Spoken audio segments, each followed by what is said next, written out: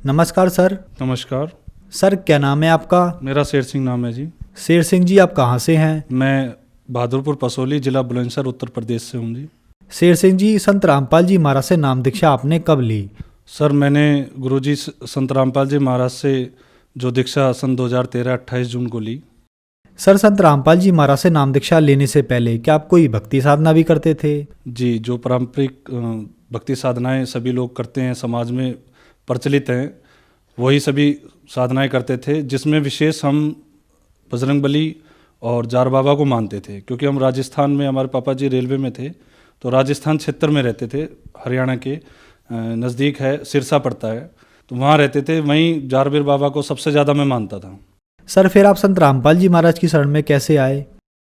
Sir कारण ये है, दास ने जो मैंने बचपन से ही बहुत दुख उठाए हैं। मैं 10 वर्ष का था, सन 95 में मेरी मम्मी एक्सपायर हो गई थी और मैंने अपने आप बना के खाया और बहुत दुख थे, सभी ताने मारते थे क्योंकि मैं पढ़ाई में भी कमज़ोर था। और चलते चलते शादी भी होगी मेरी। शादी होने के बाद में हमारी जो घरवाली है वो बीमार रहना चालू हो गई। उस पर ऊपरी चक्कर भी काफ़ी हो गया था, भूत प्रेत का, और बीमारियां बहुत ज़्यादा आ गई थी। तो चलते चलते सर ऐसा हुआ कि एक बार हम इतना परेशान हो गए थे, 26 जनवरी 2012 की बात है ये। वो इतना बीमार हुई थी कि उनको एक तो थायराइड था और दूसरा जो उनको एक समस्या हो गई थी कि ट्यूब प्रेगनेंसी होती है वो रह गई थी। बच्चा पेट में रहने की बजाय, बच्चेदानी में रहने की बजाय जो ट्यूब के अंदर रह गया था, जिसकी दवाइयाँ लेने की वजह से वो ट्यूब प्रेगनेंसी जो क्लोट हुई, तो वो पेट के अंदर ही ब्लडिंग सारी क्लोट हुई, जिसकी वजह से हम परेशान हुए। डॉक्टर के पास में गए, डॉक्टरों ने मना कर दिया और फिर जिला बुलंदशहर में अपने ही डिस्ट्रिक्ट में हम उन्हें लेके पहुँचे। वहाँ पहुँचने के बाद में डॉक्टर ने उनको तुरंत ऑपरेशन बोला, क्योंकि काफ़ी ज़्यादा खून उनका अंदर पेट के अंदर जा चुका था। तो डॉक्टरों ने तुरंत ऑपरेशन बोला, ऑपरेशन हुआ। ऑपरेशन होने के बाद में हमारी जो घरवाली थी वो बच गई, लेकिन बीमारियों का और ऊपरी हवा का इतना ज़्यादा असर हो चुका था उनके ऊपर कि वो सामने बैठ के अपने सामने बताती थी कि ये औरत मेरे को लेके जाएगी। ऐसा होते होते होते होते काफ़ी समय बीत गया। इतनी ज़्यादा बीमार हो गई वो कि बहुत ज़्यादा, वो हर समय ये कहने लगी, चिल्लाने लगी कि भाई मैं परेशान हूँ, मेरे को ये लेके जाएगी, ये बोलेगी। जो मैंने मंदिर बना रखा था अपने जार बाबा का और बजरंगबली का, जिनकी साधनाएं मैं करता था, उन्हीं के सामने बैठ के वो रोने लगी कि ये औरत मेरे सामने बैठी है और ये मेरे को लेके जाएगी। तो मैं भी काफ़ी परेशान हो गया और दोनों ने सोचा कि भाई कर्ज हम पटा नहीं सकते, क्योंकि नौकरी चली गई, नौकरी भी नहीं है हमारे पास में, पैसा भी नहीं है और कर्ज काफ़ी था और कर्ज हम किसी का दे नहीं सकते। तो हमने सुसाइड करने की सोच ली थी और समय आया भी। मैं जो गोलियां होती हैं सल्फास वगैरह की, जो वो लेके भी आया मैं घर पे। और जिस दिन हमें खाना था, पहले हम दोनों, मियाँ बीवी दोनों, बच्चे सुआने के बाद में दोनों हम रोते रहे और इतना रोए कि 3-4 हमें 3 साढ़े 3 का टाइम हो गया था रोते रोते। तो कैसे ही दोनों जैसे बैठे थे आपस में गले लग के जो रो रहे थे हम, तो आँख लग गई और आँख लगना हुआ है हमारा।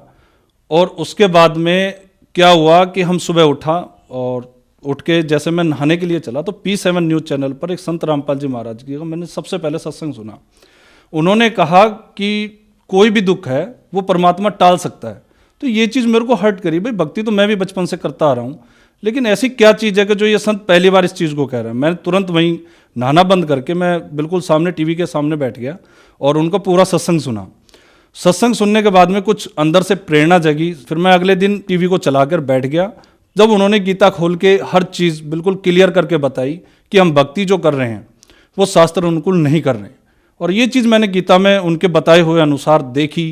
व्रत के लिए उसमें मना कर रखा, वो चीज़ सब देखने के बाद में मेरे को लगा कि हाँ, हम भक्ति गलत कर रहे थे। तो मेरे अंदर से एक प्रेरणा उठी कि जो पुस्तक उसमें ऐड आ रहा था ज्ञान गंगा पुस्तक का, कि ये मंगाई जाए। तो मैंने वो पुस्तक मंगवाई और मंगवाने के बाद में पढ़ी, और पढ़ने के बाद में मैंने सारी वेदों से, गीता से मैच की। और जब मैच करने के बाद में मेरे को पूरा दृढ़ विश्वास हो गया कि इस धरती पर कोई संत है तो संत रामपाल जी महाराज है, और कोई परमात्मा है तो वो कबीर साहिब ही है। तो मैंने अंदर से प्रेरणा की कि मालिक, मेरे पास पैसे के नाम पर 1 रुपया भी नहीं है, अब ऐसी कोई कृपा करो कि जो मुझ पे पैसे आए और मैं संत रामपाल जी महाराज जी के आश्रम पे बरवाला में पहुंच जाऊं। तो जब मेरी प्रेरणा हुई, मैंने प्रार्थना की गुरु जी से, संत रामपाल जी महाराज से, तो दूसरे तीसरे दिन मेरे जो मैं ट्रेनिंग की थी मैंने पुलिस की, उसके कुछ पैसे रुके हुए थे 5,000 के समथिंग। वो पैसे मेरे तीसरे चौथे दिन अकाउंट में आ गए और मैंने भी प्रण कर लिया था कि भाई जिस दिन पैसे आ जाएंगे मालिक, मैं संत रामपाल जी महाराज आपके चरणों में आ जाऊंगा। तो मैंने वो तुरंत खाते से पैसे निकाले और अगले दिन मैं पूरे परिवार के साथ बरवाला आश्रम संत रामपाल जी महाराज जी के यहाँ पहुँच गया। वहाँ जाने के बाद में मैंने जब व्यवस्थाएं देखी वहाँ की, तो बहुत ही विचित्र व्यवस्थाएं थी। फ्री में खाना, नहाना, सब चीज़ बिल्कुल फ्री की। और जैसे मैं पहले धन सतगुरु के यहाँ एक बार अपने दोस्त के पिताजी के साथ में आश्रम में गया था, तो वहाँ हर चीज़ बिकती है, पैसे से दी जाती थी। तो मेरा जो मन था वो गुरुओं से हट चुका था इन्हीं की वजह से, क्योंकि इनके आए दिन कोई ना कोई किस्से मैं सुनता रहता था, क्योंकि हरियाणा में वहीं पास पे रहता था, धन सतगुरु वाले के जो सिरसा वालों के पास में ही हमारा रहना था उस समय। तो ये चीज़ देख के बड़ा मन हट गया था इन गुरुओं से। तो मैंने जो गुरुजी के बारे में भी यही चीज़ सोची थी पहले कि भाई हो सकता है इनके यहाँ भी ऐसा ही हो, संत रामपाल जी महाराज जी के यहाँ। लेकिन जब मैं बरवाला आश्रम संत रामपाल जी महाराज जी के आश्रम में जब पहुँचा, तो शाम को पहुँचे थे हम। तो जाते ही पहले खाना लिया क्योंकि भूखे थे। खाना लेने के बाद में, नहाने धोने के बाद में फिर नाम दीक्षा के लिए हमने फॉर्म भरा और गुरुजी से नाम दीक्षा ली। संत रामपाल जी महाराज जी से हमने नाम दीक्षा ली। सर, जब आपने संत रामपाल जी महाराज से नाम दीक्षा ली, तो नाम दीक्षा लेने के बाद क्या आपको लाभ भी प्राप्त हुए? उनके जितने भी अनुयायी हैं, हर किसी को कोई ना कोई लाभ तो जरूर मिलता है। लेकिन मैं अपनी बता रहा हूँ, एक जब हम परेशान थे, मैंने बताया जैसे कि हमारी घरवाली को जो परेशानियाँ चलती रहीं, उनके आधार पे एक मैंने कुंडली बनवाई थी। आप जानते हो कि एक यस आई कैन चेंज नाम से जो लाल किताब अमृत वाले हैं, उनके यहाँ से मैंने कुंडली बनवाई थी और पूरी किताब आई थी मेरे पास में। और उसमें मेरी घरवाली और बड़े वाले बच्चे के लिए एक अनहोनी लिखी हुई थी कि 2016 और 17 की स्टार्टिंग में दोनों में से एक जना कोई भी खत्म हो जाएगा किसी बीमारी से। ये भविष्यवाणी थी उस कुंडली में। लेकिन संत रामपाल जी महाराज से नाम दीक्षा लेने के बाद में जैसे कि हमने ये सब चीज़ जल प्रवाह कर दी थी, क्योंकि इनकी हमें कोई ज़रूरत नहीं रही थी। तो समय चलता आया, भक्ति हम करते हुए आए। तो एक समस्या बहुत थी मेरे साथ में कि मेरे को पिछले 7 साल 8 साल से नाम दीक्षा लेने से पहले एक एक्सीडेंट हुआ करता था होली और दिवाली में। तो उसमें मेरा काफ़ी नुकसान होता था और दिवाली के समय में आते आते पूरे परिवार बीमार जरूर होता था।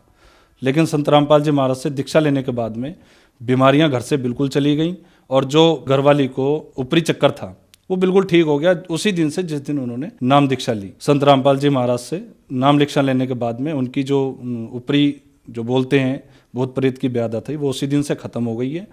और समय भक्ति करते आते आते सन 2016 के नवंबर में हमारी जो घरवाली है वो फिर बीमार हुई और बीमार काफ़ी ज़्यादा हुई। उनके जो लीवर डैमेज हो गया था, आंतों में इन्फेक्शन बन गया था। लोकल डॉक्टरों को हमने दिखाया और दिखाने के बाद में उन्होंने इलाज भी किया, 10-15 दिन इलाज किया, लेकिन उन्होंने फिर मना कर दिया। मना करने के बाद में फिर हम डिस्ट्रिक्ट में अपने सोम हॉस्पिटल है वहाँ लेके गए।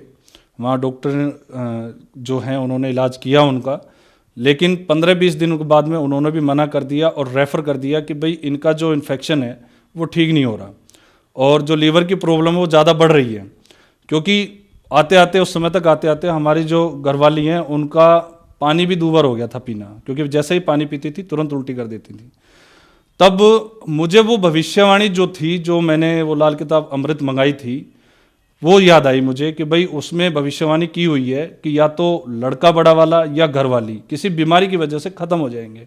तो मुझे जब वो चीज़ याद आई तो मैंने तुरंत कबीर साहब को याद करते हुए संत रामपाल जी महाराज के सामने दंडवत प्रणाम किया और उनको याद किया, मालिक आपके चरणों में आने के बाद में ऐसा अनर्थ नहीं होगा, ये वेदों में भी आपने सिखाया है हमें और बताया भी है।